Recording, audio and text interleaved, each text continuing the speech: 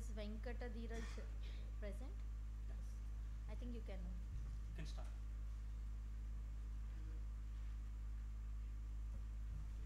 Good morning, everyone.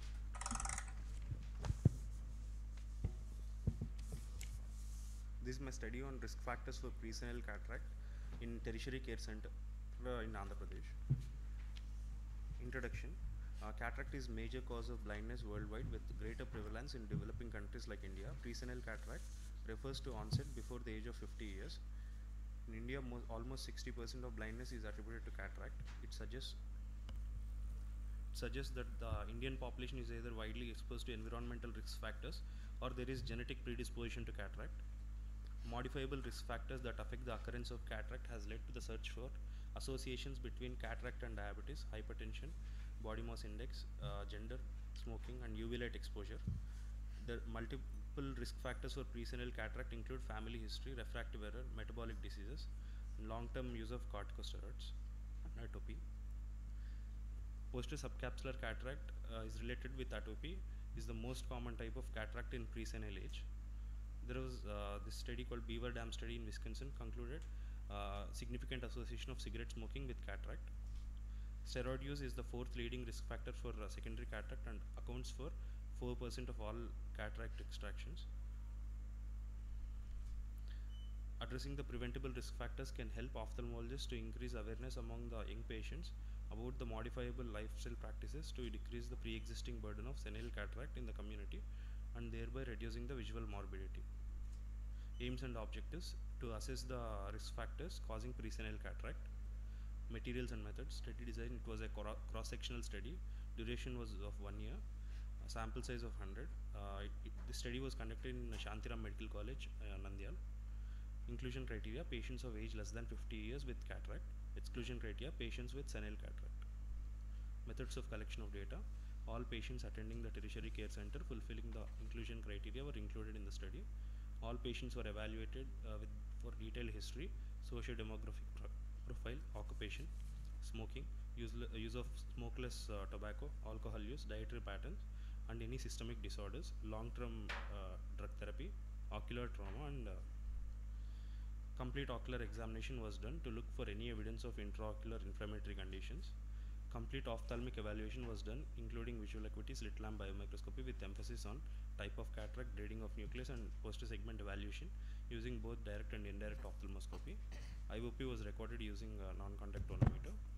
The results: total 100 participants were included in the study, out of which 42% were females and 58% were 42% were males and 58% were females. There was more of female predisposition. Out of 100 patients, 56% were field workers.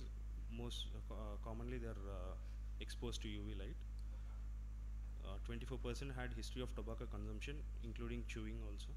6% had history of trauma. 6% were known diabetics. 4% were diagnosed and treated for various dermatological conditions. 4% of people had steroid usage. Multiple risk factors were identified that are responsible for presenile cataract in this study. Majorly UV light exposure, that is 3 to 4 times higher in areas with an average of 12 hours of daily sunlight exposure. Second most common risk factor identified was tobacco consumption. Discussion: presenile cataract is becoming a common occurrence, leading to cataract surgery at an earlier age. The greater exposure to risk factors such as UV light, poor diet, frequent episodes of dehydration explains cataract is more common in developing countries than in industrialized nations. The study we conducted showed more female preponderance of 58%. Similar findings were seen in other study also. Also, there was a strong association found with UV light and tobacco intake. Steroid usage is again one of the most important risk factor associated with cataract in this study. In this study, there is also association with type 2 diabetes. Usually in uncontrolled diabetes, insulin therapy is advised for strict control of blood glucose levels, exercise. Anorexia as well as ischemia-induced hypoglycemia leads to unfolded protein response, lens epithelial cell death through activation of specific death pathways and apoptosis, which will lead to development of cataract. In this study, 6% of cases were associated with trauma, Traumatic cataract is usually formed after blunt or penetrating injuries to the eye, leading to physical damage and discontinuation of lens capsule and denaturation of lens proteins. Onset of cataract leads to progressive loss of vision that further affects daily work, especially in young population, earning livelihood for their families. Identifying the modifiable risk factors and creating awareness about it to patients will reduce this morbidity. Conclusion: presenile cataract is most commonly associated with UV light exposure, steroid usage, and consumption of tobacco.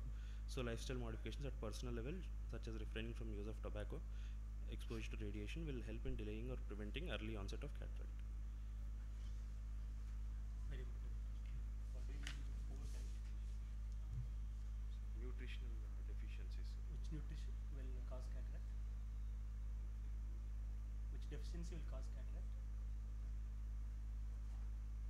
Which vitamin will cause deficiency will cause cataract? Anyway, 100 in 1 year, very sample size little bit less for cataracts. Very good. Vitamin D deficiency.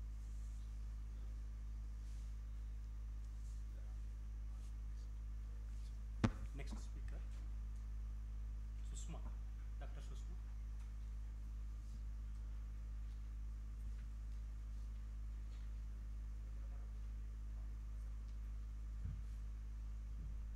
Good morning everyone.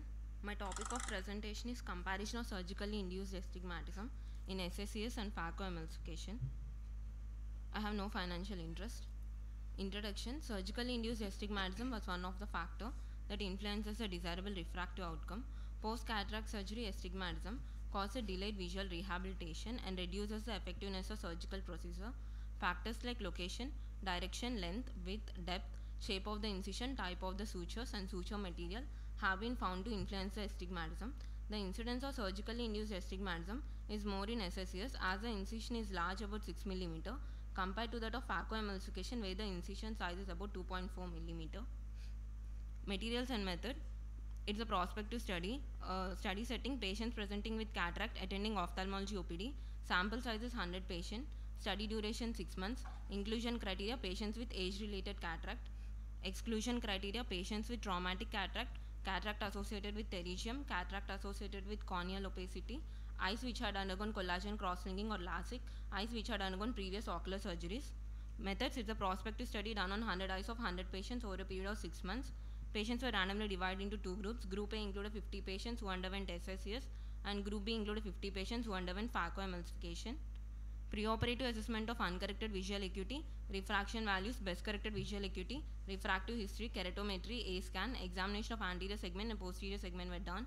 The two groups were compared post-operatively by assessing the uncorrected visual acuity, refraction values, best corrected visual acuity, and keratometry values.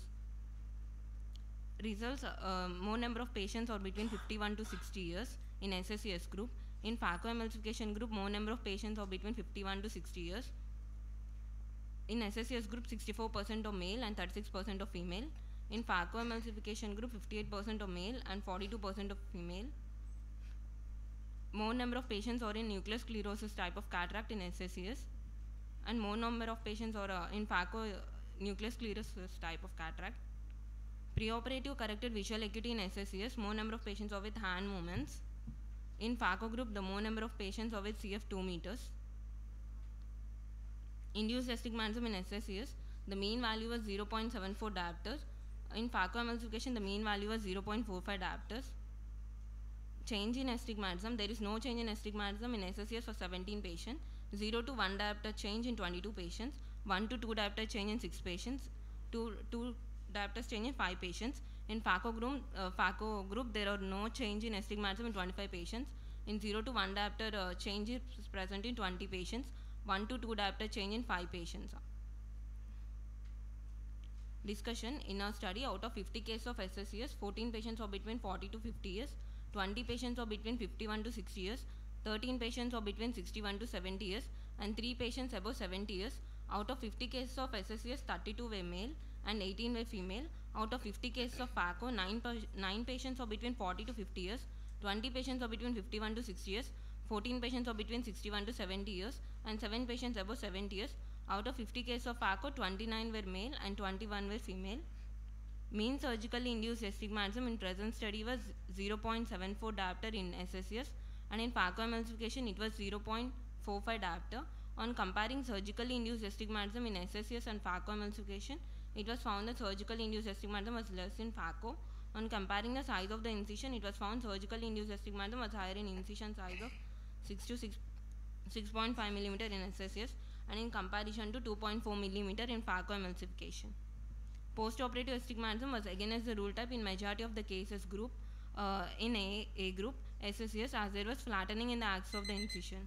In group B phacoemulsification, there was not much shift of astigmatism axis to against the rule type, which is implicated that smaller incision don't cause axis shift significantly. Conclusion: average surgical induced astigmatism in group A was 0.74 diopter, and in group B it was 0.45 diopter, which was due to the large incision size in SSCS. Post-operative astigmatism was against the rule type in majority of the cases in group A, and in group B there was no much shift of astigmatic axis to the against the rule type. Superior frown incision showed less surgically induced astigmatism in comparison to superior scleral striate incision in SSCS. Phacoemulsification leads to less surgically induced astigmatism compared to SSCS. Thank you. Sushma, you did not mention SICS, which like temporal SICS or superior SICS. Superior SSCS. That you should mention. You did not mention the size of the incision, what you have taken, whether it was only 6 mm for each case, because the length of the incision for a small incision also varies the astigmatism. Superior versus temporal also varies the astigmatism. And phacoemulsification, it is whether it is clear corneal or a scleral tunnel, all have different astigmatism rates. So it is a vague study, isn't it? In your study itself, you should mention where you have taken for all the cases, whether it was only superior 6 mm SICS and phacoemulsification like clear corneal or nothing is mentioned. Superior SSCS and clear corneal phaco. Clear corneal where? Superior or temporal? Superior. Phaco also superior. So that should be clearly mentioned. Okay, otherwise it will be a very vague. Okay, because temporal clear corneal incision does not cause any astigmatism. If it is 2.2 clear corneal incision, there is no astigmatism. It's almost negligible, 0.1. Okay.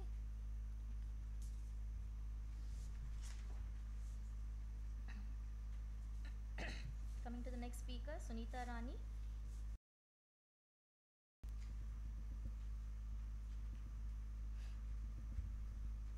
Myself, Dr. Sunita Rani. My topic is role of B-scan ultrasonography in advanced cataract. No financial interest to disclosure. Ethical clearance was obtained from Hospital Ethical Committee. Introduction. B-scan ultrasonography is a simple non-invasive tool used for diagnosing significant abnormalities in posterior segment of eyes with opaque media like advanced cataracts, corneal opacities, uveitis, total hyphema. Ultrasound principle. Sound waves are generated at the tip of the transducer which has a piezoelectric crystal of quartz or ceramic. These high frequency waves from the probe are transmitted to the area of interest and are received back as a radio frequency signals and reconstructed in the form of image and displayed as echographs. The sound waves is measured in hertz. B-scan setup used for this study was Marvel 2 B-scan with ultrasound biomicroscopy by APOS Association with a probe frequency of 12 MHz was used. Aim of this study: to evaluate the posterior segment pathology using B-scan ultrasonogram in patients with advanced cataract posted for cataract surgery, which would be of help in planning for surgical intervention and to assess the post-operative visual prognosis.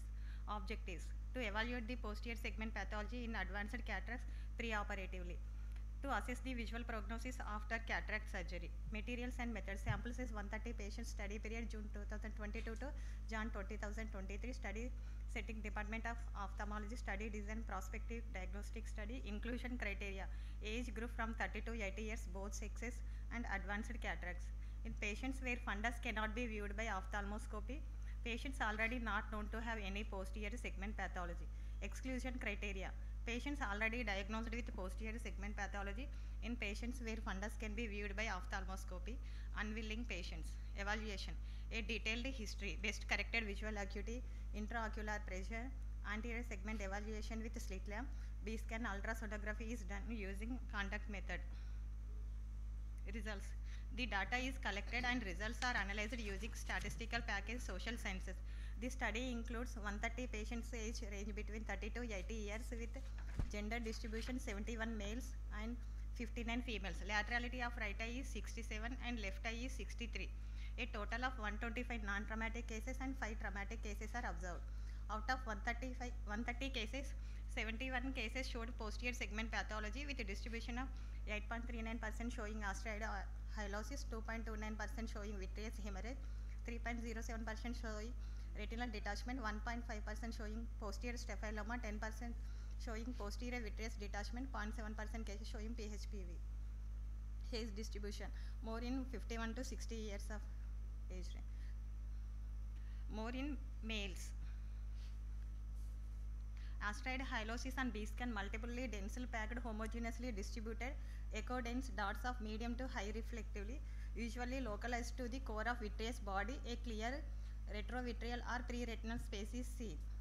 In case of posterior staphyloma on B-scan, it appears as sudden blowing back of globe with thinning of retinocoroidal layer, usually seen at posterior pole, and axial length of globe is increased. In case of retinal detachment, it appears as a echogenic dense membrane, biconvex or biconcave with 100% attachment at the optic nerve head. Persistent hyperplastic primary vitreous. It is developmental disorder of the eye which occurs due to abnormal persistence of fetal intravascular ocular vasculature, and B-scan echogenic band extending from the posterior surface of lens to optic nerve head is observed. Discussion. Over the last 30 years, ultrasonography has greatly advanced, which has enabled us to study posterior segment of the eye even in the presence of opaque media like dense cataracts. It can use it for detection of lesions in anterior segment and orbit also. Conclusion. We conclude that B-scan ultrasound could be one of the diagnostic tools for detection of the hidden posterior segment lesions and could be performed routinely in preoperative assessment of patients having dense cataracts, which would be helpful in planning for the surgical intervention and to assess the visual prognosis. These are the references. Thank you.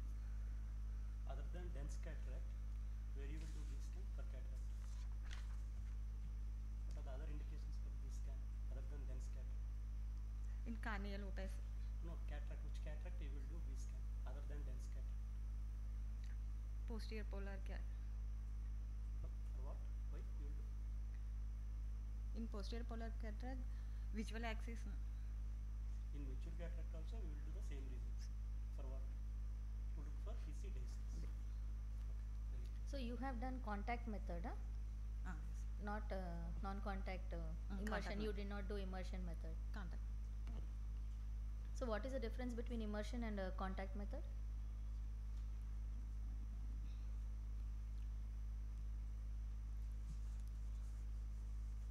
Which is better?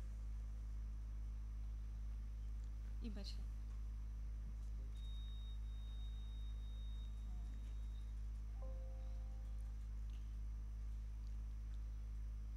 Okay, immersion is nowadays now most of the cases we have stopped contact because the exit length, when you try to compress the cornea, the exit length will be reduced. So your accuracy of calculation of IOL power will be changed. So nowadays it's only the immersion method where you are not going to come in contact. There will be an interface, that is tear film interface, which will help us in calculating accurately the exit length. It is almost equal to that of the optical biometers. Okay. Dr. Saujanya.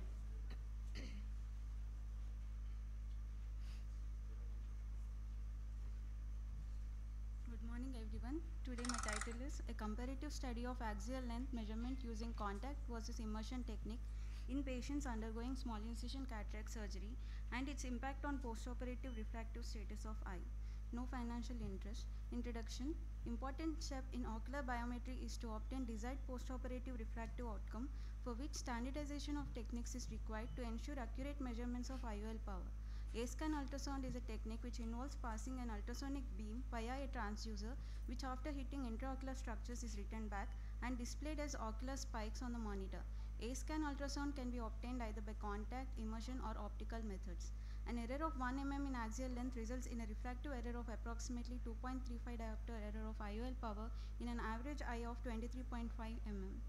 Aim to compare contact and immersion technique for measuring axial length and to see the impact on postoperative refractive status of eye.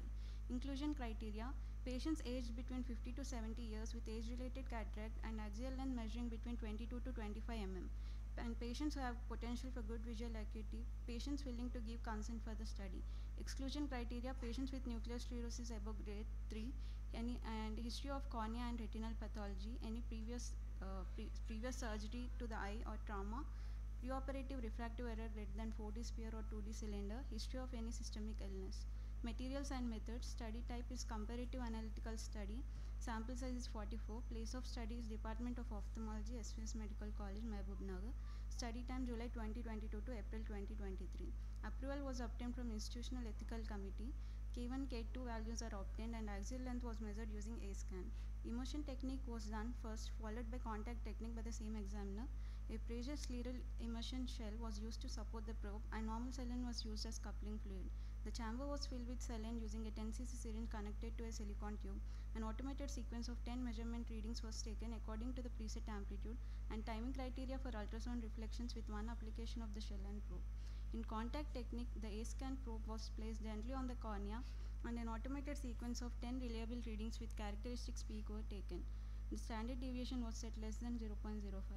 Grouping: cataract surgery was done by small incision 6.2 mm triplanar corneoscleral tunnel on steeper meridian serially.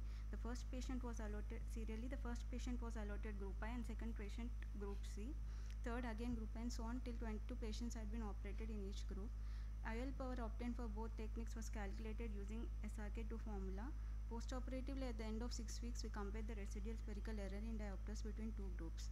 Statistical analysis: student t-test was used and p-value less than 0.05 was considered significant. Results: the biometric values of 44 eyes of 44 patients were taken. Their ages ranged from 45 to 60 years. There were 22 males and 22 females. The mean axial length obtained with immersion and contact technique are 22.92 and 22.61 mm. At the end of 6 weeks, post-op residual spherical refractive error was noted during the follow-up period. Residual spherical error less than plus or minus 0.5 is 17 in group I and 14 in group C. Greater than 0.52 plus or minus 1.50 is 5 in group I and 8 in group C. Independent t-tests had shown that the difference was found to be statistically insignificant. Discussion: measuring axial length is the key to calculation of intraocular lens power. In our study, immersion technique had given comparatively long axial length and contact technique.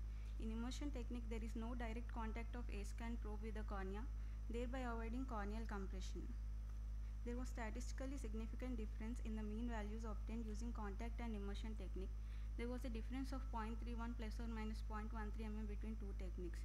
This can impact the IOL power to be implanted and postoperative refraction. Limitation: sample size of the study was small. While measuring the axial length, anterior chamber depth, lens thickness were not taken into account. Eyes with short and long axial lengths were not taken into account, which would cause great difference in the IOL power obtained. Conclusion: in this study, there was a significant difference in axial length measurement using immersion and contact technique. In terms of postoperative residual spherical error, there was comparatively better visual outcome in immersion than contact group, thereby concluding immersion technique is more preferable than contact technique. These are the differences. Thank you. So how do you confirm whether your immersion axial length is correct or not? You have done for a eye, okay, for that patient. How do you confirm that axial length is correct for that patient or not? Among the 10 readings with p-value, You have got very good peaks, the highest okay. peak, You have taken 10 readings. highest peaks should be Any other? p-value less than 0.05. Any other? So we should always measure the other eye also. Okay, when you're doing for a total cataract, you're doing an immersion method, measure the other eye also. Okay, for most of the 80% of the patients, we have the other eye axial length similar. Only in abnormal eyes, you might find difference in axial length for both the eyes, but in 80% of the cases, the axial length is always similar in both the eyes. So in order to confirm your reading, you can measure the other eye axial length. Okay. Thank you.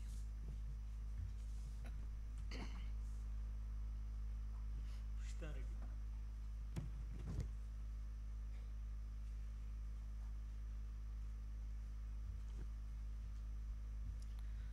morning, I'm Dr. Rishita. Today my topic is a comparative study on the superior temporal, and the temporal incisions in small incision cataract surgery for postoperative astigmatism.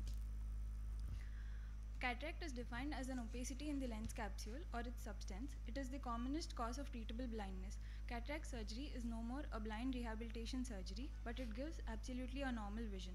The main aim of the cataract surgery is to provide a good vision quantitatively and qualitatively. Despite the common practice to correct residual refractive error during cataract surgery, there are challenges in predicting the post-operative outcomes and correction required. The main source of variability arises from the surgically induced corneal shape change that results in surgically induced astigmatism. In all types of cataract surgery, the incisions which are made on the cornea or the sclera gives rise to scar, thus altering the curvature of the cornea. These scars usually cause the corneal flattening along the meridian of the incision and steepening in the meridian 90% away. This surgically induced astigmatism is one of the cause of the poor quality of vision post-operatively. Surgically induced astigmatism in turn depends on the type, length and the position of the incision and also on the method of the wound closure. Methods. The aim is to assess the post-op comparative study on the superior-temporal and temporal incision in small incision cataract surgery for post-operative astigmatism. It is a prospective hospital-based clinical study and the duration was from February 2023 to June 2023. The sample size, it included 60 patients with 20 patients in each group. Inclusion criteria. The patients with nuclear and cortical cataracts which ranged from grade 1 to hypermature cataracts were taken. The posterior subcapsular cataract were also selected. Exclusion criteria. The patients with associated glaucoma, traumatic cataract, complicated cataract, lenticular subluxation, poorly dilating pupils, any previous surgeries or any corneal scarring or degenerations, macular degenerations, retinal pathologies, and those with intraoperative and postoperative complications were excluded. Data collected from each patient. All the patients should be preoperatively assessed with visual acuity recordings, slit lamp biomicroscopy, tonometry, and fundus examination. Astigmatism is measured by using autorefractometer and a keratometer. The IOL power is calculated by contact A biometry by using the SRK2 formula. Preoperative investigations like a complete hemogram, RBS, urine culture, and microscopy should be done. The results in my patient. In each group, 20 patients were taken with 10 males and 10 females. And in the incision with superior, the surgically induced astigmatism was around 1.57 diopters with plus or minus 0.65. In superior temporal, it was 0.53 diopters. In temporal, it was 0.43 diopters. Discussion. The sutureless manual small incision cataract surgery is a good alternative to phacoemulsification and it gives visual results which are equivalent to phacoemulsification. But the rates of astigmatism are higher due to the larger sizes of the incision. In order to achieve an excellent visual acuity, the effect of astigmatism on the postoperative vision has to be minimized. An increase in astigmatism is observed with an increase in the incision size. A pre-existing astigmatism can be neutralized by changing the site of the incision. If the incision is located superiorly, both the gravity and the blinking of the eyelid tend to create a drag in the incision. These forces are neutralized better with temporally placed incision because in such cases the incision is parallel to the vector of forces. But a superior incision is easy to learn and the upper eyelid covers the incision, so the wound is protected and the foreign body sensation is less.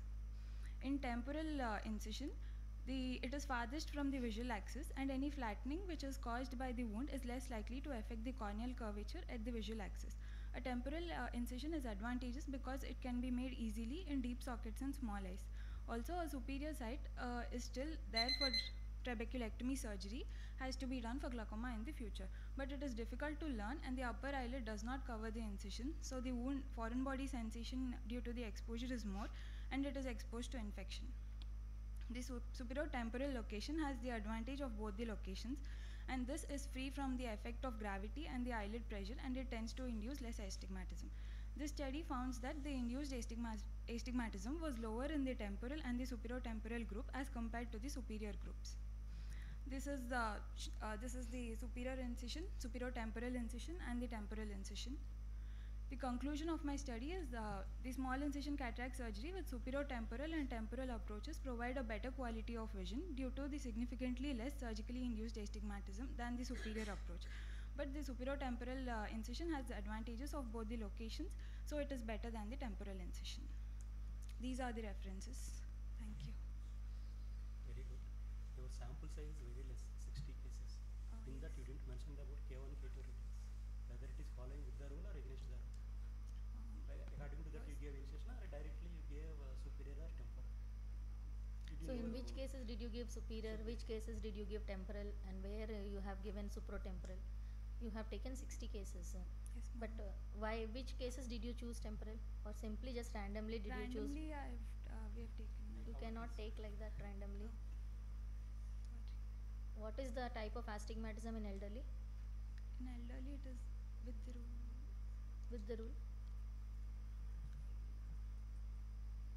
What is the most common type of astigmatism we see in elderly? Against the rule. That means what is against the rule?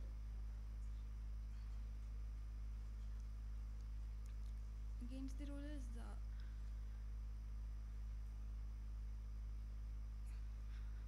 astigmatism with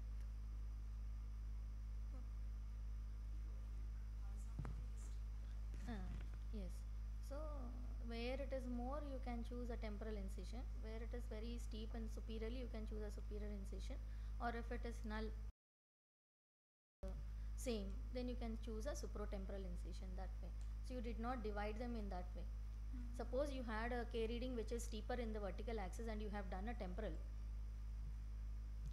then your astigmatism will definitely increase. Or suppose you had a K reading which is more steeper temporally, and you do a you do a superior incision, you are increasing your astigmatism, isn't it? So you did not mention in which cases did you take superior, in which supratemporal or then? 20 cases, it is easy to calculate it. Yes.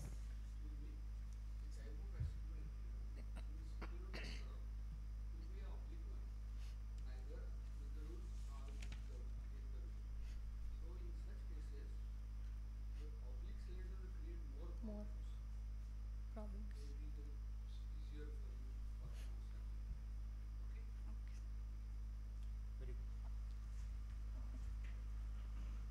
Dr. Nikita.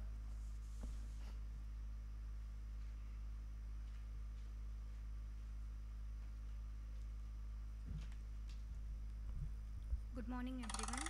I am Dr. Nikita. My title is Intraop Complication and Visual Outcome in Patients with Pseudoexfoliation Undergoing Manual Small Incision Cataract Surgery. Introduction. Pseudoexfoliation syndrome is a multifactorial diffuse disease having both systemic and ocular manifestation. It is characterized by deposition of elastotic material in different tissues and is diagnosed clinically on slit lamp examination of the eye by deposition of white dandruff-like material on different structures in anterior segment, namely corneal endothelium, iris, pupillary margin, anterior lens capsule, zonules, and trabecular meshwork. Systemically, the pseudoexfoliation material deposition is seen in different parts of human body, example lungs, heart, liver, kidney, blood vessels, and meninges. Thus, the patients with pseudoexfoliation may have hypertension, cardiovascular diseases, stroke, or abdominal aorta aneurysms. Ocular deposition of exfoliative material is seen on pupillary margin, iris near the ciliary process and anterior lens capsule, and it causes iridopathy, poor pupillary dilatation, and zonulopathy, zonular weakness, leading to high risk of intraoperative and postoperative complication. Scoroli and others has found that cataract surgery in pseudoexfoliation eyes has 5 times greater risk of intraoperative complication compared to normal eyes. Thus, in our study, we aim to evaluate the intraoperative complication and the visual outcome in pseudoexfoliation patients undergoing the cataract surgery. Material and methods. The study included patients attending Regional Eye Hospital Kurnool OPD from January 2023 to June 2023 with cataract and pseudoexfoliation. Demographic factors like age, sex were noted. The visual acuity was assessed with Snellen's chart. Complete ocular slit lamp examination was done to specifically look for pseudoexfoliative material after dilatation of pupil. Signs of zonular instability such as lens subluxation, zonular dialysis, iridodonesis, and phacodonesis were noted. The pupil size of less than 5 mm after dilatation was considered to be poor pupillary dilatation. All the patients underwent manual small incision cataract surgery. The surgical difficulties and complications encountered during the surgery and postoperatively were noted. Postoperative visual acuity was assessed on post-op day 2 with Snellen's chart. In results, manual small incision cataract surgery was performed in 40 eyes with varying rates of cataract and pseudoexfoliation. The age group of patients was 45 to 75 years. including 22 females and 18 males. Pseudoexfoliative material on pupillary margin was noted in 38 patients out of 40, uh, which was the most common finding noted. Majority of patients had advanced cataract and inadequate mydriasis in 80% of patients. Posterior capsular rent was seen in 5% of patients and zonular dehiscence in 10%, with were the intraoperative difficulties faced. Uncorrected visual outcome on second postoperative day was moderate to good in 85% of patients, limited by postoperative corneal edema in 20%, iritis in 10%, and raised IOP. Surgical complications faced. Zonular dialysis was seen in 8 patients out of 40. Posterior capsular rupture was seen in 4, and vitreous loss was noted in 2 patients. Postoperative complication followed as corneal edema with SK in 20% of patients, raised IOP in 10%, AC reaction was seen in 10%, exudative membrane was seen in 2 patients, 5%. These are some pictures showing pseudoexfoliative material at the pupillary border. This is post-op picture of iritis, exudative membrane in pupillary area, and AC reaction. Discussion. Patients with pseudoexfoliation have a high prevalence of rigid pupil with poor dilatation. Pupillary dilatation of less than 6 mm is reported to be as high as 94.1%. In eyes with poorly dilating pupil, intraoperative bimanual stretching was performed with iris repositor, iris hook, and along with use of cohesive viscoelastic. Intraoperatively, it is a challenging task to make adequate capsular axis of 5 to 5.5 mm in diameter due to coexisting poor pupillary dilatation, thin fragile capsule, and zonular weakness. Sometimes there is also a presence of false capsule due to deposits of exfoliative material. We were able to achieve a complete rhexis in 80% of patients, and 20% we face difficulty. Presence of severe zonular weakness can lead to dreaded complications like lens subluxation and vitreous loss. Postoperatively, there is high incidence of capsular phimosis, postoperative iritis, and corneal edema associated with excessive intraoperative manipulation due to small pupil and loss of corneal endothelium. Thorough preoperative workup regarding zonular integrity, pupillar dilatation, and intraocular pressure helps to decrease intra and postoperative complication in these patients. Surgical planning includes choice of viscoelastic pupil expansion devices, capsular tension rings, choice of surgery, and having an inventory of iris claw or scleral fixating lens helps to increase the safety margin while operating on these complicated cases. Conclusion. Patients with pseudoexfoliation undergoing cataract surgery have high incidence of intraoperative and postoperative complication. Although cataract with pseudoexfoliation is a challenging scenario to operate upon, a proper preoperative assessment and case-based management plan is required as the magnitude of problems may vary from patient to patient. It is possible to achieve good results in most patients by taking adequate preoperative precautions and readiness to handle intraoperative complication. Affordable and easy access to surgical accessories like iris claws, scleral fixating IOLs, capsular tension rings, iris retractors, and hook have helped us to manage intraoperative complications appropriately with acceptable visual outcomes. Thank you. So did you did you take any preventive measures while doing these surgeries? You had a small pupil, so any preventive measures while doing rhexis or while removing the nucleus? In one case, we faced difficulty like nucleus drop was going to happen, so my our assistant professor they put the wire vectors beneath the nucleus. Before nucleus. Before. Before that. So how can we prevent complications in a pseudoexfoliation case? To prevent further complications, what are the precautions we have to take? Already you told in the. You told, na? Just again repeat them. While giving massage, we should do What are the PC instruments? Extra iris hooks to dilate the pupil. Okay. If posterior synecdoche are there, we can dislodge it with iris repositor and all. Stretch pupilloplasty is one thing. If you do not have any iris hooks or anything, you can do stretch pupilloplasty. You can do sphincterotomy. Sphincterotomy. Anything?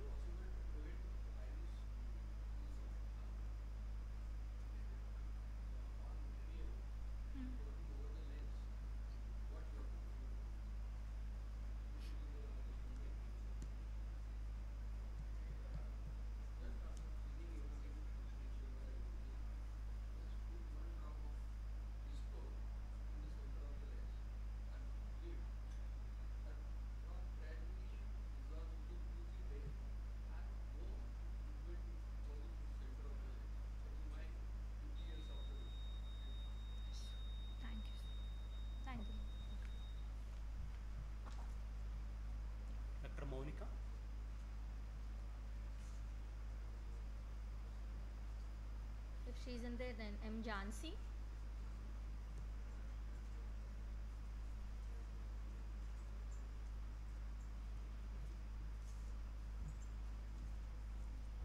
Good morning everyone. Myself Jansi from Narayana Medical College. My presentation is on cataract surgery in short eyes including non-ophthalmus, visual outcome, complications and refractive results.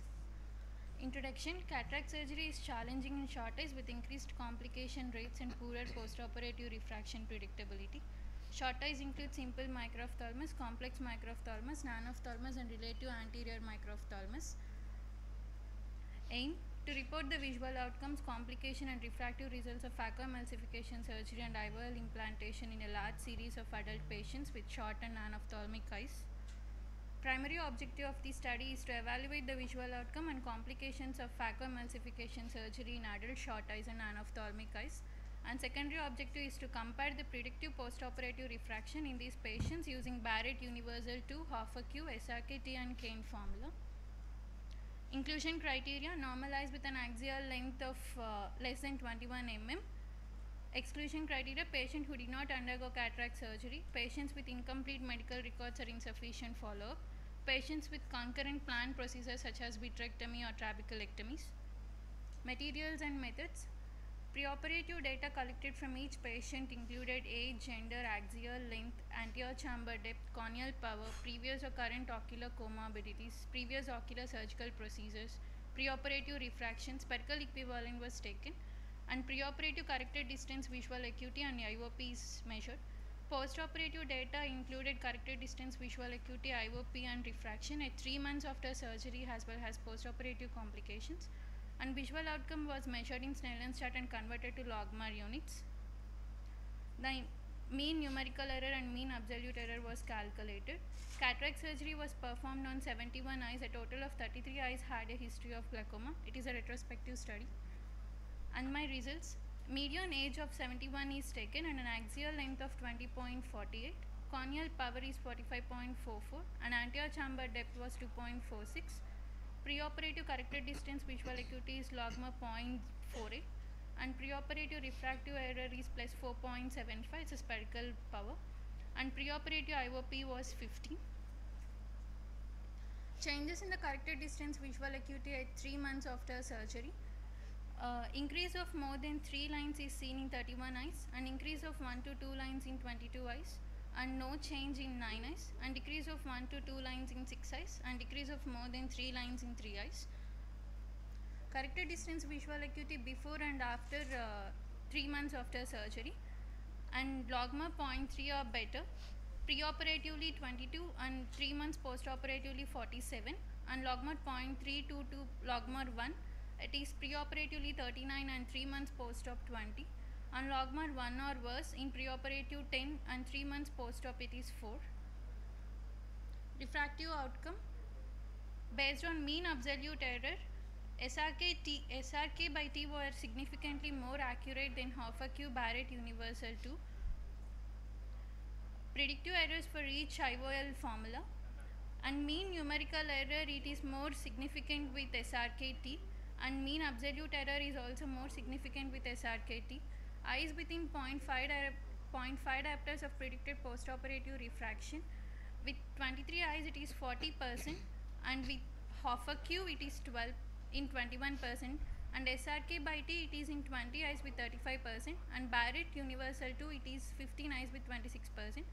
Eyes within 1 diopters of predicted postoperative refraction, it is highest with SRKT and 36 eyes with 62%. Discussion: cataract surgery in short eyes is surgically challenging with a higher risk of intraoperative and postoperative complications, in addition to the increased risk of uveal effusions and an increased risk of aqueous misdirection, CME, and choroidal hemorrhage, vitreous hemorrhage. Eyes is situated deeper in the orbit and often has a poor pupil dilatation, and closer proximity of the iris to the cornea increases the risk of Descemet's folds iris prolapse into the surgical wound. Postoperative refraction is more difficult to predict in short eyes. In our study, SRK by T was significantly more accurate than half-a-Q and Barrett Universal 2 in predicting postoperative refraction when based on both mean numerical error and mean absolute error. The limitations of this study are relatively short follow-up period of 3 months as well as it is a retrospective design. A longer follow-up period would be useful in assessing whether the reduction in IOP following surgery results in the reduced need for glaucoma medications in non-ophthalmic glaucomatous eyes. Conclusion: cataract surgery in short and non-ophthalmic eyes is challenging with a higher complication rate than routine cataract surgery, but frequently results in good visual outcomes. And these are my references. Thank you. Duration of your surgery? 3 months. 3 months. Yes. Number of cases? 71 eyes. Is it possible? 70 cases will you see non-ophthalmos? This is all for 5 years study, sir. 2017 to 2022. It's a retrospective study. For 3 months, for 5 years. It is a good study. Definitely in excellent calculations in anophthalmos or short eyes is very difficult. So it can be different, like every patient will not have a short axial length. It may be like anterior chamber is very small, but the posterior vitreous cavity can be normal, or posterior vitreous cavity small, anterior chamber deep. So none of the IOL formulas give accurate results. Okay. So only thing in your presentation the lacking is graphs. Though you have mentioned the mean absolute error and everything, you could have put on bar diagrams to make it look more better. You didn't mention IOL powers. Is there any piggyback IOL used? No, sir. All 4 cases or FAQ was happened, so there is a worse Before surgery, what is the IOL power? What is the maximum IOL power? Maximum is of 26 or 28 it was kept in those eyes, sir. It is less than 20.58 is approximate axial length, median axial length in most of the cases.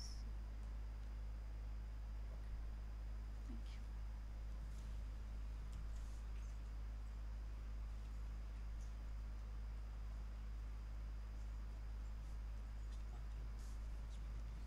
Kanchana Lakshmi Devi.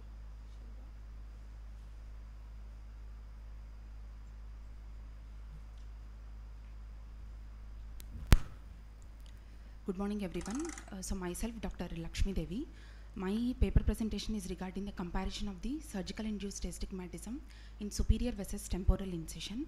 So as we all know, the most commonly performed surgery is the cataract. There are several innovations in the field of the cataract surgery, but because of the financial constraints, so most of the surgeons will follow the conventional methods like manual small incision cataract surgery.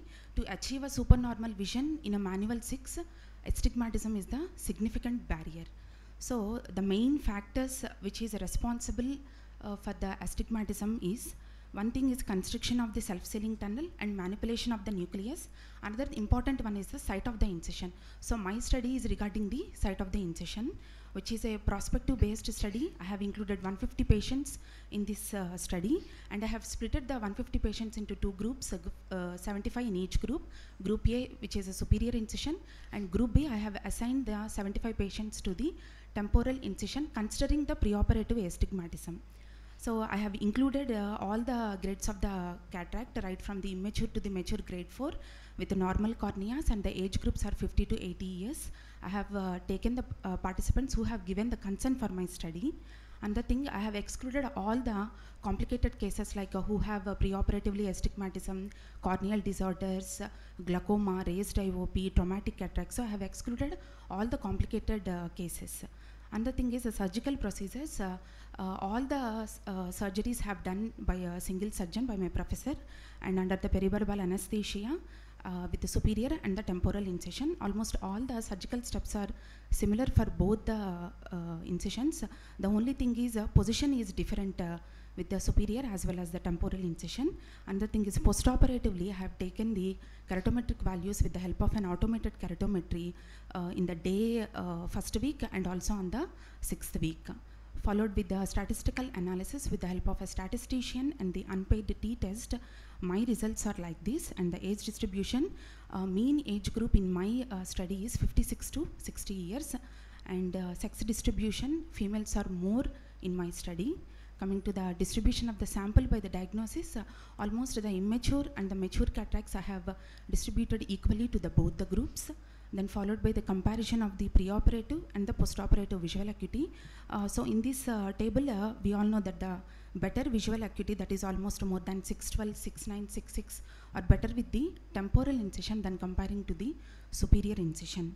And this is the visual acuity at the 6th week. The better is more with the temporal incision.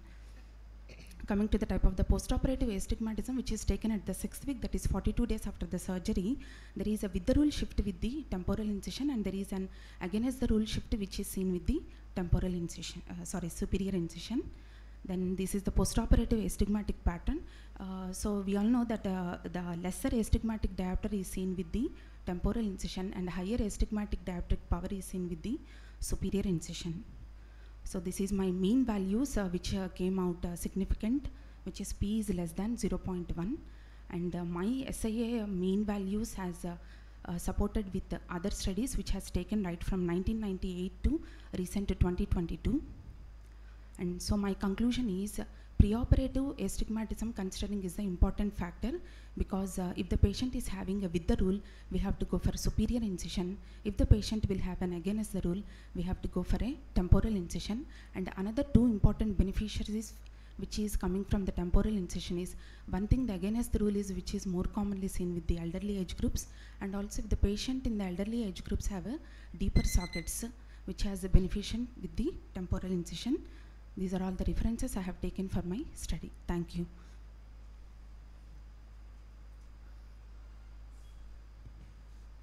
During surgery, any suture placed for tunnel? No, sir. I have excluded if there is any intraoperative complications. I have excluded the cases. So you have excluded cases more than 2 diopters Yes, ma'am. to avoid this suturing. Yes, ma'am.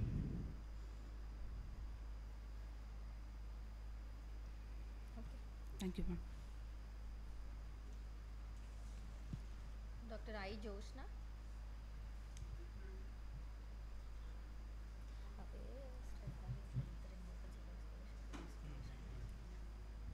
Good morning everyone. My name is Josna from Cataract Medical College. My topic is about perioperative complications in patients with pseudoexfoliation undergoing small incision cataract surgery. Introduction: pseudoexfoliation syndrome is an age-related generalized disorder involving the eyes particularly and associated systemic disorders like hypertension, angina, coronary artery disease, retinal vascular disease, peripheral vascular disease, and sensory neural hearing loss. In the eye, pseudoexfoliation is characterized clinically by progressive production and accumulation of small fibrillary extracellular material.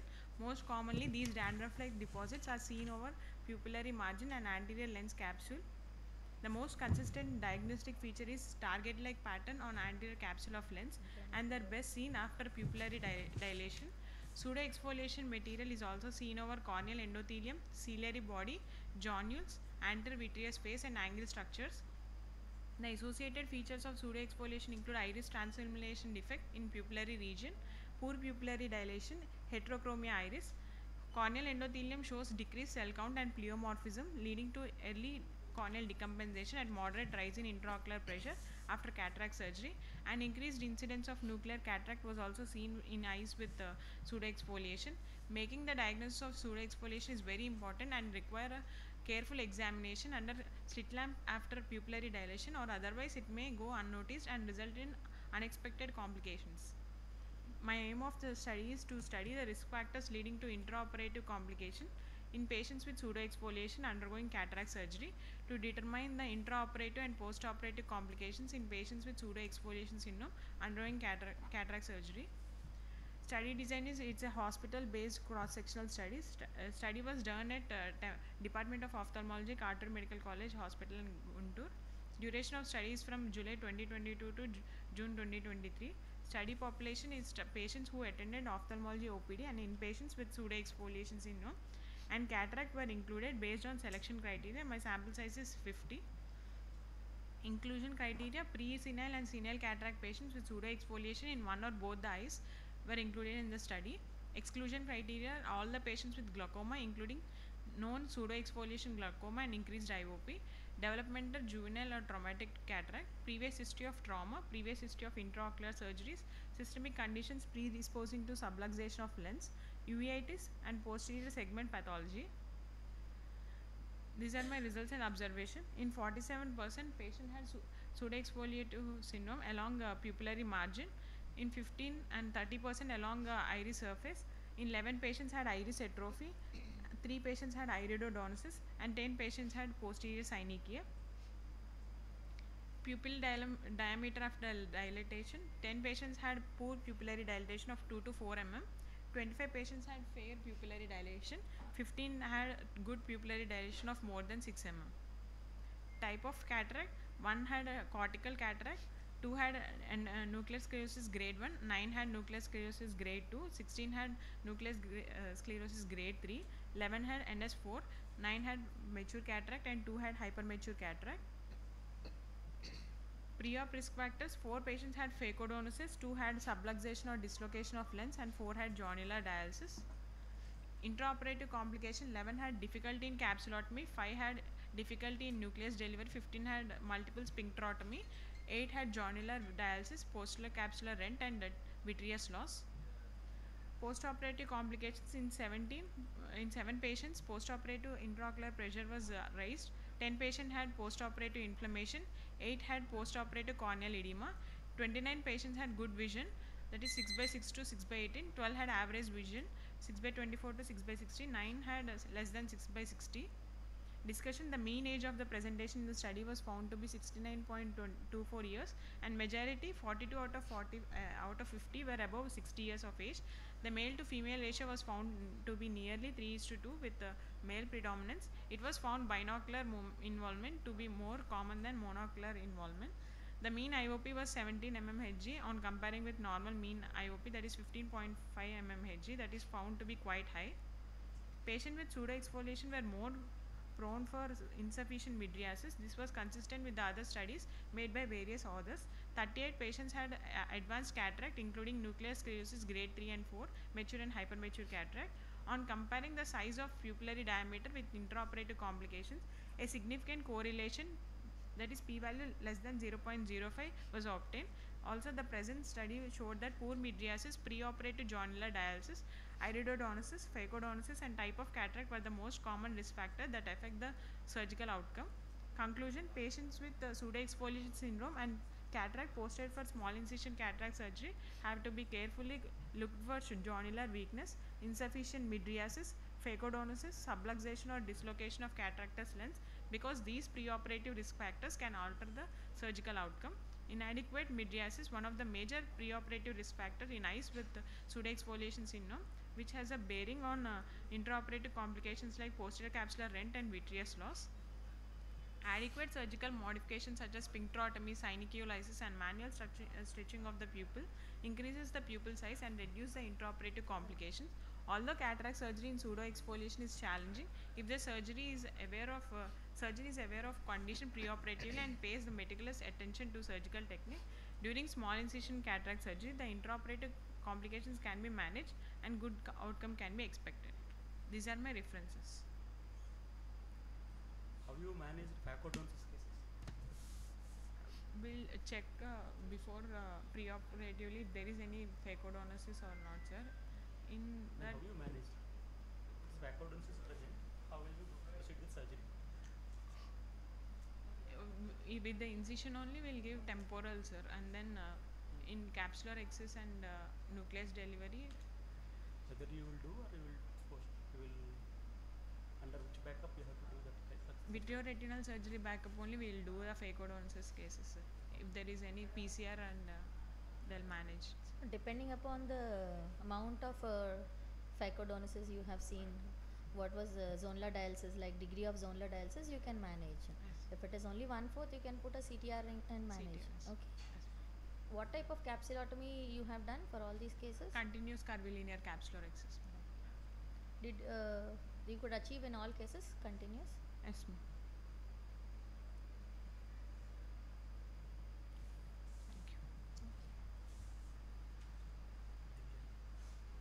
J. Divya.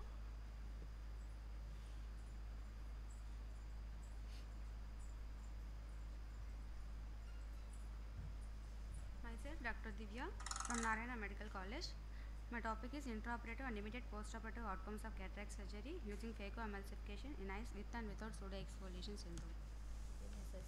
Introduction. Pseudoexfoliation is an age-related abnormal fibrillopathy characterized by gradual synthesis, accumulation and deposition of exfoliation material in the anterior segment of the eye and other tissues of the body.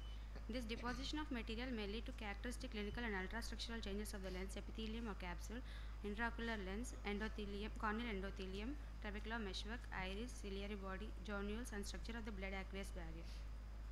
These alterations of tissues of the anterior eye segment make the cataract surgery, that is phacoemulsification, potentially challenging, and surgeons must be aware of numerous intraoperative and postoperative complications in managing the patient with pseudoexfoliation syndrome. Phacoemulsification has become the norm for routine cataract surgery. In eyes with pseudoexfoliation, the lens tends to be harder and requires increased phacoemulsification time, which can result in more difficult surgery. In addition, with this technique, pressure on the capsular zonular diaphragm may stretch the capsule and zonules, thereby increasing the risk for zonular tear or capsular tear and vitreous loss. My aim is to assess a comparative study on the intraoperative and immediate postoperative outcome of cataract surgery using phacoemulsification in eyes with and without pseudoexfoliation syndrome. It's a prospective hospital-based study. The duration is about 4 months and sample sizes are taken 80 patients, 40 patients in each group. Inclusion criteria: Group 1 comprised of cataract with or without white pupillary ruff and the presence of a manifest classic late stage of pseudoexfoliation deposition pattern in the anterior lens capsule was selected. Group 2 comprised normal eyes with senile cataract and the absence of coexisting ocular pathology. Exclusion criteria includes mature cataract, complicated cataract, previous ocular surgeries, history of ocular trauma, corneal opacities, glaucoma, uveitis, and posterior segment pathologies, and eyes with predisposition to zonular weakness and increased inflammatory response postoperatively are the exclusion criteria for both the groups. Data collected from each patient are: all the patients should be preoperatively assessed with age in years, uncorrected visual acuity, best corrected visual acuity, anterior chamber depth, axial length, intraocular pressure, grade of cataract were compared among the test group and the control groups. IOL power is calculated by using contact test and biometry with SRK2 formula. Preoperative investigations like complete hemogram, RBS, routine urine and microscopy should be done. Detailed slit lamp microscopy under maximal mydriasis was performed to assess pseudoexfoliative material deposition on the anterior lens capsule, type of cataract and grade of cataract in the presence of phacodensis or zonulolysis. A detailed fundus examination was conducted and all the observations on demographic data were carefully recorded and using a protocol sheet. These are the results, that is which taken into account is age in years, number of males, uncorrected visual acuity, best corrected visual acuity, anterior chamber depth and IOP, nuclear sclerosis grading 1 to 4 and posterior capsular cataract 0 to 2. Parameters intraoperatively taken were mean pupillary diameter, that is in PXF pseudoexfoliation, that is 5.5, and in group 2 more than 6 mm. And I have taken CCC size of about 4.8 in pseudoexfoliation, and group 2 it is 6. And phaco power, phaco time, and posterior capsular tear or without vitreous loss is indicated in one case, and the sulcus IOL was indicated in one case, and anterior chamber IOL was given in one case, and intraoperative posterior capsular plaque is in one case. And postoperatively, AC flare, AC cells, corneal edema, and postoperative intraocular pressure spike was seen in group 1, that is in pseudoexfoliation syndrome cases, than group 2. Discussion: most cataract surgery in eyes with pseudoexfoliation can be performed under topical anesthesia. Most surgeons prefer perivalvular anesthesia, especially in cases with small pupil, weak zonules, and hard cataracts, to minimize ocular pain caused by stretching of small pupil during phacoemulsification. A well-dilated pupil is one of the main requirements for safe and successful phacoemulsification surgery. This is even more important with the pseudoexfoliation syndrome, in which surgery is more complicated because of the risk associated with loss of zonular integrity and poor pupillary dilatation. The smaller continuous curvilinear capsular axis was intentional and meant to maintain the capsular axis margin safely within the pupillary area and thus under direct visualization of the surgeon. Harder cataracts are prevalent in our part of the world. Using stop and chop technique, where during chopping all forces are directed to the center of the nucleus so that it can be used to divide the hardest nucleus with minimal stress to the capsular bag and zonules. In addition, first a central space in the nucleus is created, and then the entire nucleus is divided into small wedge-shaped segments which are consumed within the central space in the capsular bag. This allows phacoemulsification without the risk of undue stress to the zonules. Higher postoperative inflammatory response in patients with pseudoexfoliation in the form of AC flare, cells, corneal edema, and inflammatory membranes are raised intraocular pressure is noted. The significantly higher postoperative inflammatory response in patients with pseudoexfoliation can be attributed to the transient breakdown of the blood aqueous barrier that occurs during phacoemulsification in patients with pseudoexfoliation. In addition, iris vessels are pathological with an increased permeability of the proteins in eyes with pseudoexfoliation. Conclusion: cataract eyes with pseudoexfoliation tended to show more anterior chamber cells in the immediate postoperative period. Phacoemulsification can be performed safely by experienced surgeons in eyes with pseudoexfoliation.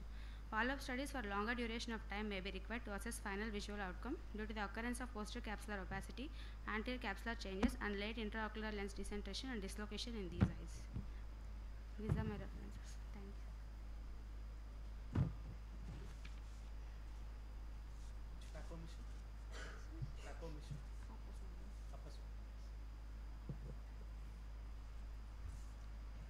Dr. Govardhani.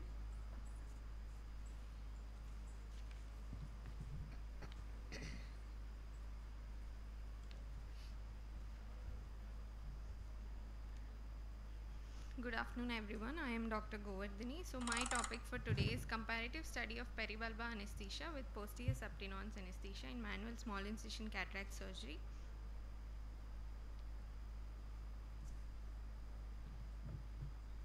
Introduction. Cataract surgery is one of the most common surgical procedure with good safety profile. As cataract surgery has evolved over the years, so as the anesthesia used in an attempt to reduce the risk and complication. Shorter acting, less invasive methods of anesthesia are being used nowadays for SICS. For cataract extraction, retrobulbar anesthesia was widely employed because of its substantial difficulties. Retrobulbar anesthesia was replaced with peribulbar. Despite our 2-injection method, peribulbar has a very high failure rate. Subtenons anesthesia is becoming more popular in this situation because of its faster onset, delivering anesthesia, echinacea, and patient complaints. This study is being conducted to compare efficacy and consequences encountered in SICS between the subtenons anesthesia and the peribulbar. Aim and objective: to compare safety and efficacy of posterior subtenons with the peribulbar in SICS, to compare the efficacy of posterior subtenons with peribulbar with respect to intraoperative pain, echinacea, lid movements in SICS, to compare the complications of posterior subtenons with the peribulbar in SICS. Materials and methods: a cross-sectional study in ophthalmology department, Narayana Medical College, Nellore, was conducted over a period of 12 months in 150 SICS patients with 75 patients in each group. A total of 150 participants with cataract who are attending either the ICAM or the outpatient department were enrolled into the study and getting informed consent from the participant. Such enrolled subjects will be evaluated clinically for cataract. Each patient is alternatively allocated into peribulbar and posterior subtenons group. All the patients were admitted a day prior to the surgery and routine workup is done. Informed consent taken, and procedures in both the groups were done by single surgeon. Pre-operative preparation: eye drops moxifloxacin 0.5% was instilled one day prior to the surgery, and pupil dilated with tropicamide 0.8%, phenylephrine 5%. Procedure for subtenons anesthesia: injection is administered to a reclined patient. Topical anesthetic solution is used, 0.5% of proparacaine. Speculum is inserted. Patient is asked to look upwards and outwards throughout the procedure to expose the inferior nasal quadrant. Using a pair of non-tooth forceps, conjunctiva is lifted up, a blunt dissection done through the Tenon's capsule using ophthalmic scissors. Then 19 gauge curved posterior subtenons cannula connected to 2 ml syringe when anesthetic solution was inserted into the subtenon space, gliding over the contour of the globe.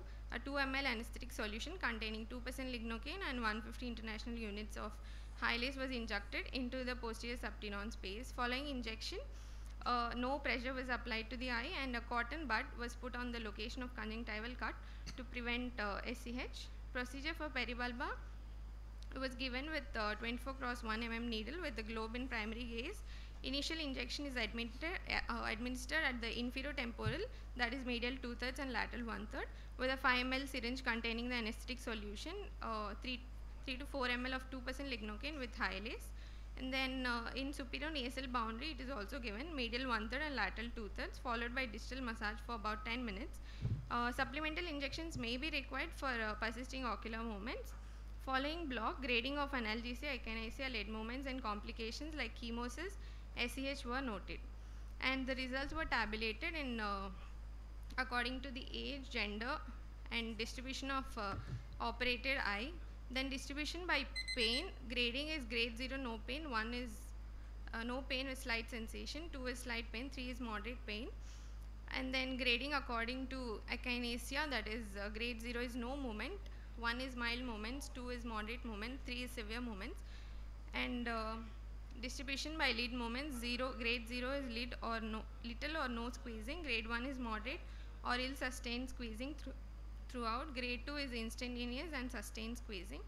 And complications: grade 0 is no SEH, grade 1 SEH in one quadrant, grade 2 is SEH in two quadrants. Chemosis: grade 0 is no chemosis, grade 1 chemosis 1 quadrant, 2 quadrants and 3 quadrants. Discussion: SACS presents an appealing low cost high volume alternative which is being frequently performed under retrobulbar anesthesia replaced by peribulbar. Subtenon's anesthesia is an alternative to peribulbar to prevent needle related complications. Pain assessment and comparison in both groups being our primary objective. It was graded from grade 0, that is no pain, to grade 4 intense pain. In the study, percentage of participants with grade 0, that is no pain, in subtenon's group was 83% as compared to 8% in peribulbar. In our study, intraoperative eyeball movements is not completely attained in posterior subtenon group, that is 19.5% when compared to peribulbar group, which is 73.3%. Majority of patients had attained little lid movements during procedure, which is comparable in both the groups in peribulbar and posterior subtenons. Incidence of complications like SEH and chemosis was more common in subtenon group than in peribulbar. Conclusion: intraoperative pain was significantly lower in the subtenons group with far fewer participants experiencing unacceptable level of pain. When compared to posterior subtenons anesthesia, peribulbar demonstrated little advantage in terms of intraoperative akinesia. Participants in posterior subtenons had slightly higher intraoperative eyelid movements. Chemosis occurred at nearly the same rate in both the groups. SEH was more common in posterior subtenons than the peribulbar. According to our study of findings of this study, posterior subtenon anesthesia is a better alternative to peribulbar in terms of providing adequate analgesia during surgery. These are my references, and thank you.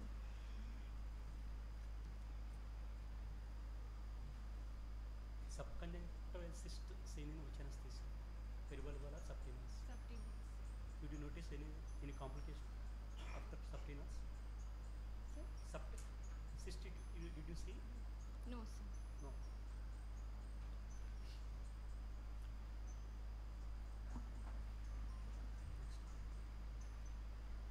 Nursing horror. Dr. Nursing.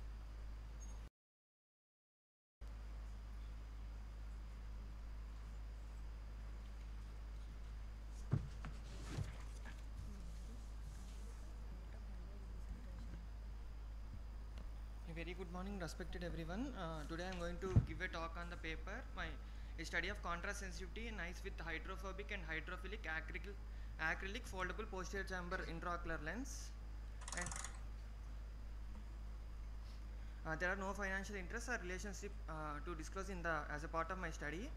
Coming to introduction, the cataract extraction techniques have evolved over the years.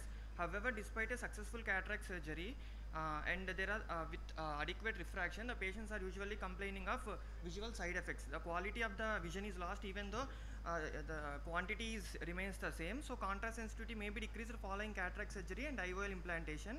So which can be influenced as literature told by optic design, dimensions and optical qualities of IOL. But before going to the contrast sensitivity proper, we have to know what is contrast. Contrast is defined as a degree of blackness to the whiteness, and the contrast threshold is the minimum contrast we have to require to perceive an object clearly against a dark or bright background. So contrast sensitivity is the ability to perceive sharp and clear outlines. A patient can have 20/20 or 6/6 vision and still they have loss of contrast sensitivity, which is psychologically disturbing to the patient.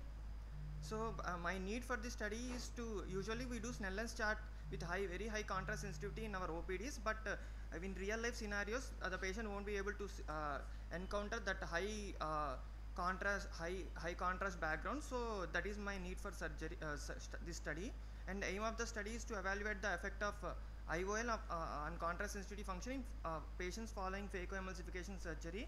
And my objectives, I will compare the effect of foldable aspheric, hydrophilic and hydrophobic acrylic lenses on contrast sensitivity function after uneventful phaco surgery, and we will compare the contrast sensitivity in patient before and after the surgery. And this is a type of analytical observational study done for 3 months in a period of 3 months with a total of 50 patients. We divided the patients into two groups. Group 1 which receives hydrophilic aspheric PCIOL, whereas in group 2 they receive hydrophobic aspheric PCIOL.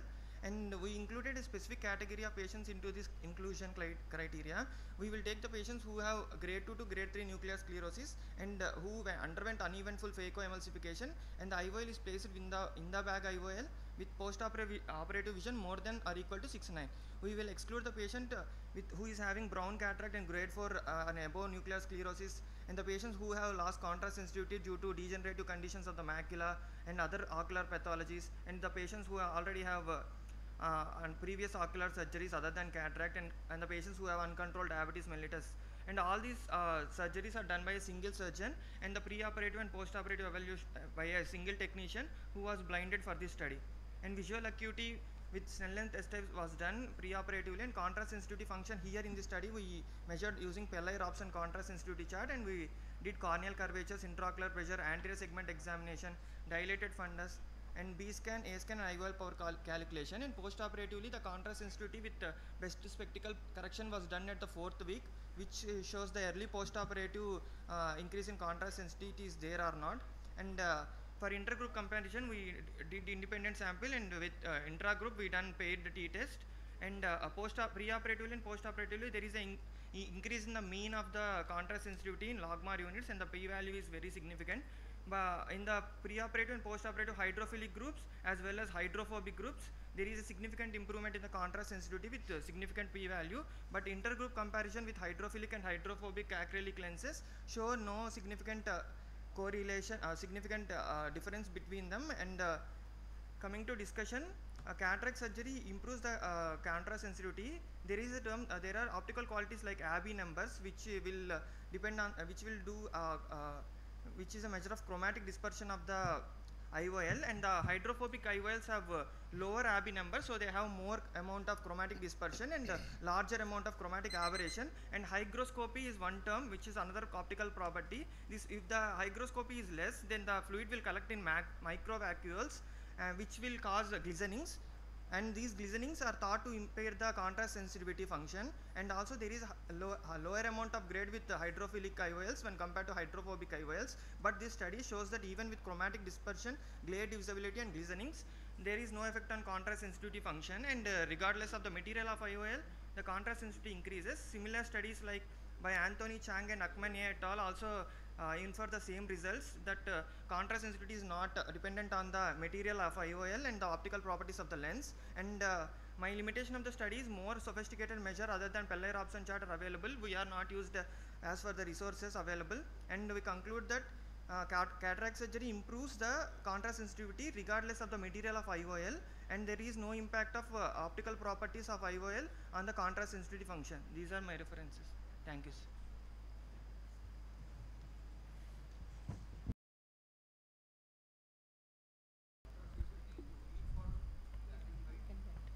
No. Color also. So usually contrast sensitivity is we have to differentiate the background against. So maybe in other cases, but usually the contrast we experience in the daytime and in the is of white background and of gray background. So we will technically implicate that in the contrast sensitivity function.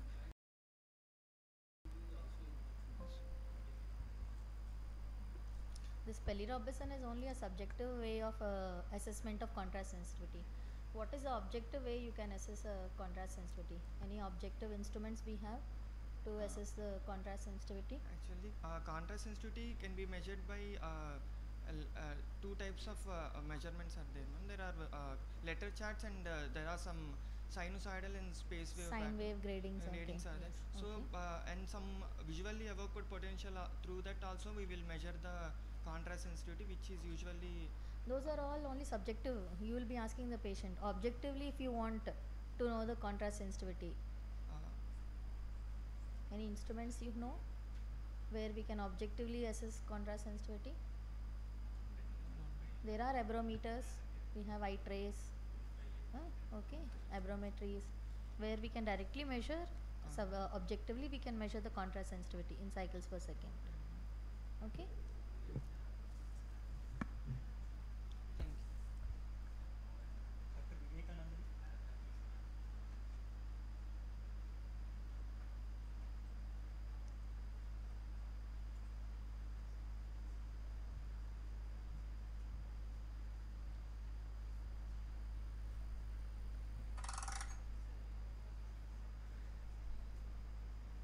Good morning, everyone. My topic for today's presentation is rate of IOL decentration in manual small incision cataract surgery and their visual outcomes performed by fellows. There is a continuous need to provide more cataract surgical services in developing countries. Ophthalmology residency programs play a very important role in training the surgeons. Various studies have shown an inverse relation between the number of surgeries performed by a resident and adverse surgical outcomes. So there is a need to understand the relation between resident surgical experience and adverse surgical outcomes in manual small incision cataract surgery. The aim of this study is to analyze the rate of IOL decentration in manual small incision cataract surgery and their visual outcomes performed by fellows. This is a retrospective cohort study performed from May 2022 to May 2023 at a tertiary eye hospital. Resurgeries performed for index manual small incision cataract surgery by fellows based on experience were evaluated and categorized into 4 groups. Seniors, that is those who have a surgical experience of more than 1 year. Juniors with a surgical experience of less than 1 year. Those who have a prior surgical experience of having performed less than 100 SICS and more than 100 SICS. And these groups were analyzed using computerized database. The resurgeries done within 30 days of surgery were captured and analyzed. Coming to results, a total of 3,957 SICS performed by 12 fellows were evaluated. The overall resurgery rate was 1.16%. We have seen a resurgery rate of 0.93% among seniors and 2.17% among juniors. So there was a statistically significant difference between seniors and juniors. And in those who had a surgical experience of less than 100 surgeries, the resurgery rate was 1.29%, and those who have performed more than 100, those who have a prior surgical experience of more than 100, the resurgery rate was 2.19%, and there was no significant difference between these 2 groups. We have seen that the most IOL decentration was the third most common resurgery that was performed, which accounted for 24%. And to our interest, we have even seen a greater percentage contributed by AC wash and cortical cleanup. Out of the total IOL redialings done, 86.9% had a post-op visual acuity of 6/12 or better, and 13.04% had 6/18 or worse. SICS is the most commonly performed cataract surgery in developing countries. It is less expensive than phacoemulsification and delivers comparable outcomes.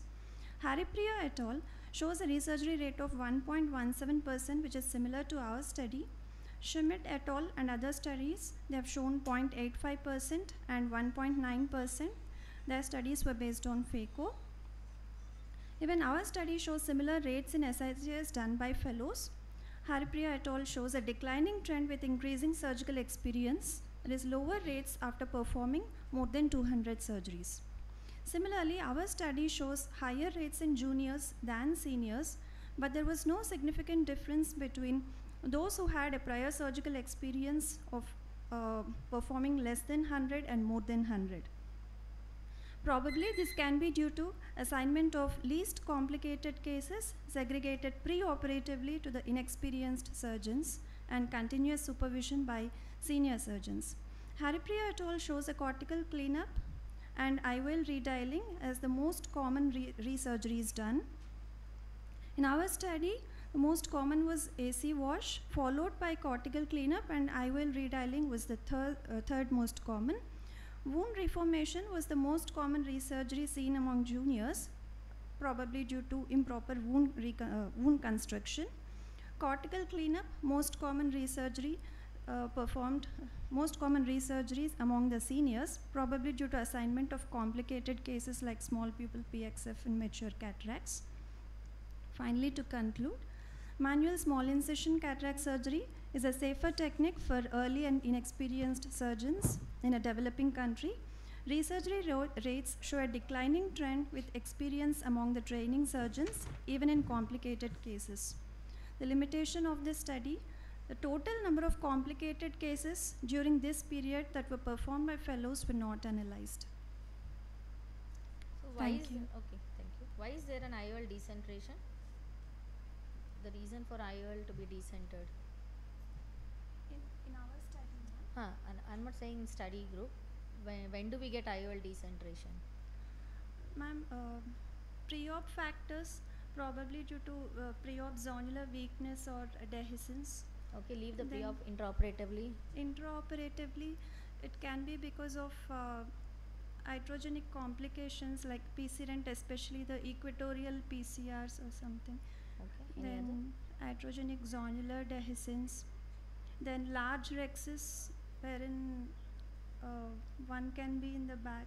It is difficult to assess where it is. One haptic in the one bag and other one in the sulcus. sulcus when you place. And maybe might be during the surgery the pupil might become small and then becomes difficult for the inexperienced surgeons in the initial phases to assess correctly where the IOL is exactly. All lenses are rigid or Sir? rigid and frequency lenses are only rigid lenses? Now, which lens did you use? Rigid PMMA lens or? So, both ma'am. Depending on the surgeon, they have chosen for themselves. Rigid lens is more chance of decentration than frequency lens. Yes, rigid is more. When PCR occurs, definitely that lens will decenter. You should not at least exclude that complicated cases. Yes, sir. Yes. Thank you, sir. So, anybody else? Yeah, come. What is your name? Okay. Yeah, come. Harita? Harita is there? It's a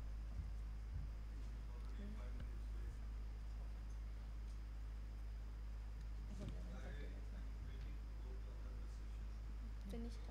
Good morning, everyone. I'm Dr.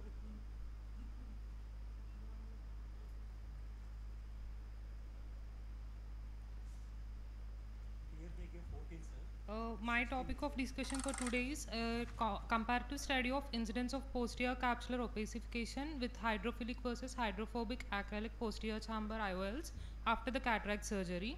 Financial disclosure, no financial interest.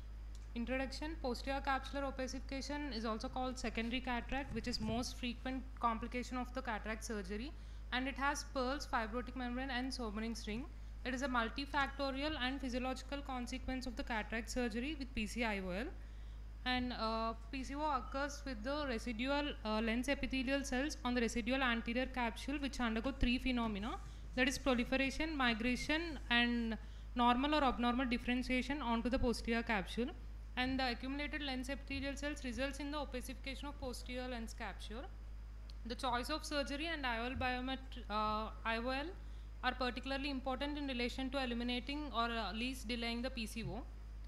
And the study was designed to compare the incidence of PCO formation after cataract surgery with relation to the age, preoperative cataract status, diabetes, hydrophilic and hydrophobic IOL implantation. My aim of the study is to evaluate the difference in the incidence of PCO between hydrophilic and hydrophobic intraocular lenses. Materials and methods, it's a prospective observational study which was conducted over a period of 6 months in the Department of Ophthalmology in RVM Institute. A total of 50 eyes of 37 patients with age-related cataract were included. Inclusion criteria, patients with post-dilated pupil size more than 6 mm and patients who underwent uneventful cataract surgery and patients with controlled diabetes and hypertension. Exclusion criteria is complicated cataract, history of prior ocular surgeries or inflammation, significant corneal scarring, uveitis, trauma and patients aged less than 40 years. Preoperative evaluation, relevant medical history was taken and subjective and objective grading of the type of cataract in relation to the lens zonule of opacification according to the lens opacity classification system 3. Further, the examination included the best corrected visual acuity, IOL biometry, slit lamp and anterior and posterior segment examination, and if posterior segment could not be seen, B-scan ultrasound was done. And the surgical technique is included phacoemulsification with in-the-bag IOL implantation. Patients were divided into two groups, in which group 1 included eyes which underwent cataract surgery with hydrophilic PCIOL, and group 2 include hydrophobic PCIOL. PCO analysis was done in subsequent follow-ups under a single experienced person, and further analysis was done with the help of retroilluminated images taken with the slit lamp guided anterior segment photography. Grading of PCO: grade 1 with no or slight PCO with normal red reflex, grade 2 is mild PCO reducing the red reflex, and grade 3 is moderate fibrosis or Elchin pulse inside the IOL edge but not at the visual axis. Grade 4 is severe Elchin pulse or fibrosis obscuring the visual axis and the red reflex. These are the grades of PCO. My results: group 1 has 23 eyes and group 2 has 27 eyes, in which most of the patients are under 51 to 70 years, and diabetes is present in 17% of the people in group 1 and 22 eyes in group 2. PCO grade comparison: my result is group 2 has more of grade 1 and grade 2 PCO, whereas grade 3 cataract is seen in group 1, which has hydrophilic IOLs. And according to age, less than 50 years age have more of grade 3 PCO, and it is more than 70 years age group has grade 1 to 2 PCO. According to the cataract status, patients with grade less than NO3, NC3 and C3, P3 according to my study has grade 3 cataract more, and rest has grade 1 and grade 2 cataract. Discussion: it was demonstrated in the present study that the incidence of PCO formation is marginally more in the eyes implanted with hydrophilic IOLs as compared to the eyes implanted with the hydrophobic IOLs. Between these two groups, PCO was seen more in the young individuals, diabetic patients, and preoperative immature cataracts. The hydrophobic IOLs therefore has a higher contact angle measurement than the hydrophilic, which might be more difficult for lens epithelial cells to migrate. My limitations of the study are limited sample size, and study was conducted only for a 6 months period after the cataract surgery. And my conclusion is the incidence of PCO was higher with the hydrophilic IOL. However, the increased incidence of PCO can be attributed to young age of the patient, presence of diabetes mellitus, and immature cataract grade. These are my references. Thank you.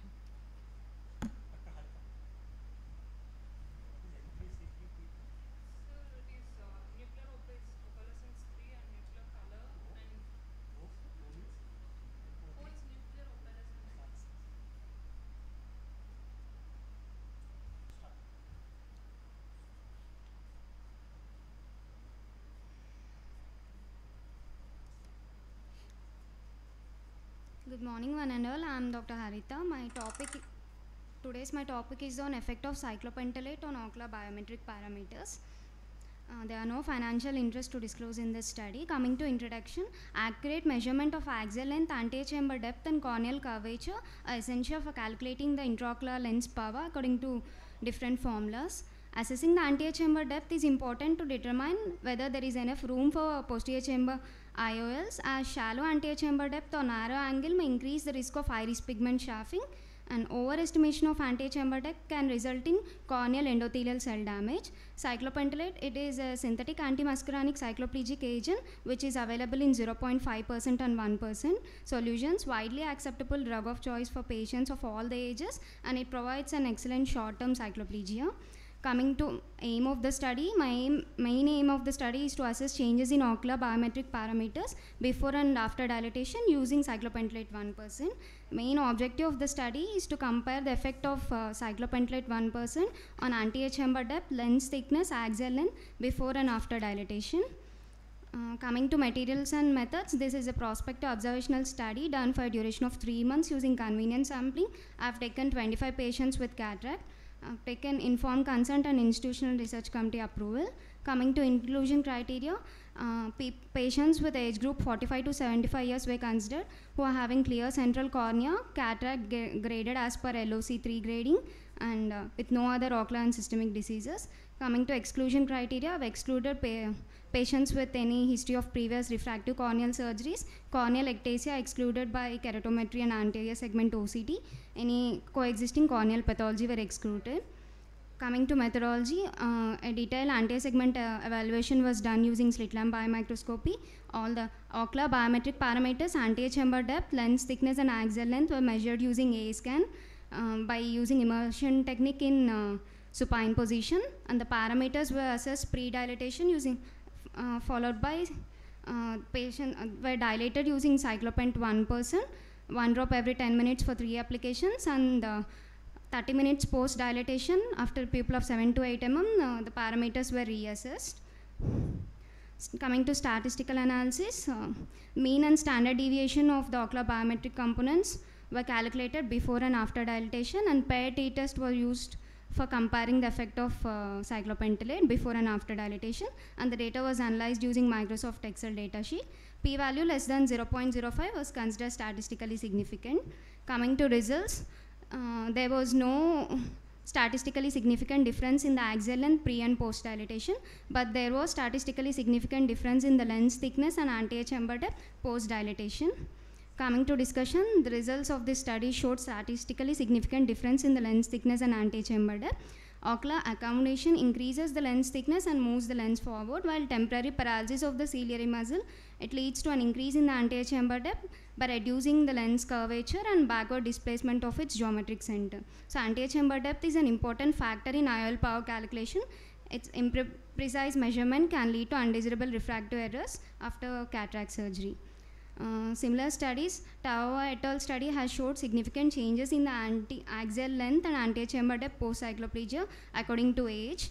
The axial length changes were seen in early age of 1 to 7 years.